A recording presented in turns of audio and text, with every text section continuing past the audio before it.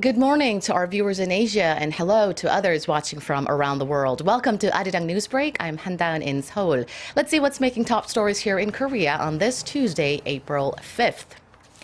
President Park Geun-hye and her Mexican counterpart have wrapped up their first summit talks in Mexico City. The leaders have announced a series of tangible agreements that will take their country's diplomatic and economic relations to a new level. In a joint press conference after the talks, President Park and Mexican President Enrique Peña Nieto said the two countries agreed to hold a working-level meeting in the fourth quarter of this year aimed at resuming talks for a bilateral free trade deal. This comes 8 years after the talks stopped following opposition from Mexico's automobile and steel manufacturers.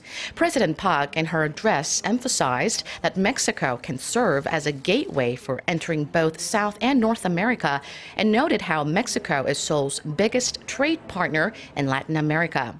The two countries also sealed 34 MOUs to help Korean companies better engage in Mexico's projects ranging from energy, water management, transportation to infrastructure. As Mexico has always advocated non-proliferation of nuclear weapons, Mexico also vowed to cooperate to fulfill implementation of the latest UN sanctions slapped on North Korea. President Park will depart to Korea on Tuesday, local time. The campaigning continues across Korea today with 8 days remaining before the nation heads to the polls for the 2016 general election.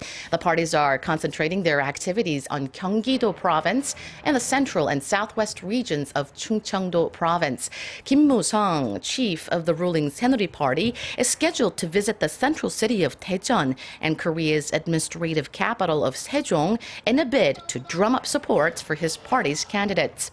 The main opposition Minju Party of Korea's interim leader Kim Jong-in heads for Cheonan in Chungcheongnam-do province and will also visit cities in Gyeonggi-do province to spread his party's liberal message. The recently formed minor opposition People's Party is whipping up extra support in the central regions of Chungcheongbuk-do province. On a related note, Korea's National Election Commission has announced that the 6-day overseas voting period has come to an end. The turnout is expected to be released later today. Korean fishermen at sea will be allowed to vote from Tuesday through Friday. They'll be permitted to use a satellite GPS-linked fax machine on board their vessels to cast their ballots. Concerns are rising that North Korea could be reprocessing additional weapons-grade plutonium to develop more nuclear bombs. U.S.-based North Korean monitoring website 38 North says recent satellite imagery of the North's main nuclear facility in Yongbyon suggests suspicious activity at a radiochemical lab within the complex. 38 North said exhaust plumes from a thermal plant used to heat the lab have been observed 2 to 3 times during the past 5 weeks, and this is unusual since activity has rarely been seen there. The analysis notes the plumes suggest significant activity is taking place or will in the future. The latest developments come a matter of weeks after the top intelligence chief in the U.S., James Clapper, said the North had restarted its Yongbyon reactor and could harvest plutonium within weeks or months. Governments around the world have launched probes into some rich and powerful people after their use of an offshore finance firm was exposed. Leading figures included on the tax evasion list, some of whom are a nation's president, are responding with denial or silence. Our Kim Mo-gyun reports. Customers of a Panamanian law firm are at the center of an international scandal after more than 11 million documents were leaked from this shadowy company. Mossack Fonseca is accused of helping the super-rich launder money and evade tax. The company's co-founder has denied any wrongdoing. We were hacked. We are currently looking into who was behind the attack, and we've already filed a complaint with the authorities. Hacking is a serious crime. Leading figures, including the relatives of the prime ministers of Britain, Iceland, and Pakistan, and the president of Ukraine, have responded to the leaks with denials or refusing to comment. The U.S. Department of Justice says it's working to determine if there is evidence of corruption or other violations of U.S. law. Kim Mo-gyun, Arirang News. setting up front companies.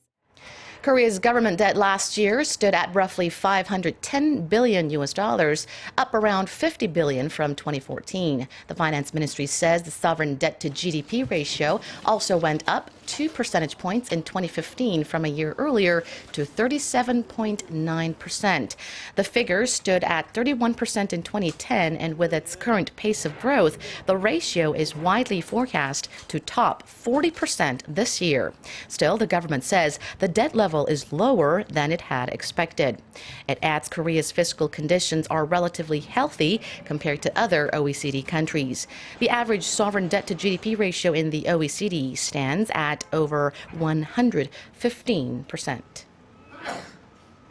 The International Monetary Fund says global market spillovers from China's economic shocks will increase in coming years as the country's financial influence grows. The IMF said Monday that developments in emerging markets now account for 1/3 to 40% of the variation between stock market returns and exchange rate fluctuations worldwide.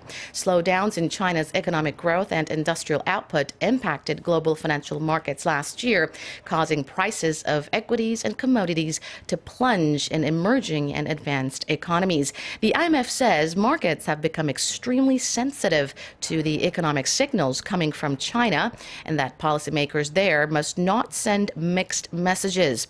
However, despite China's market influence, spillover risks from the country's stock market remain modest. Spillovers from the more globally integrated equity markets in Brazil, Chile, and Mexico were found to be greater than in China and India. Well, that does it for now. I'll be back with more headlines at 3 p.m. Korea time. Stick around.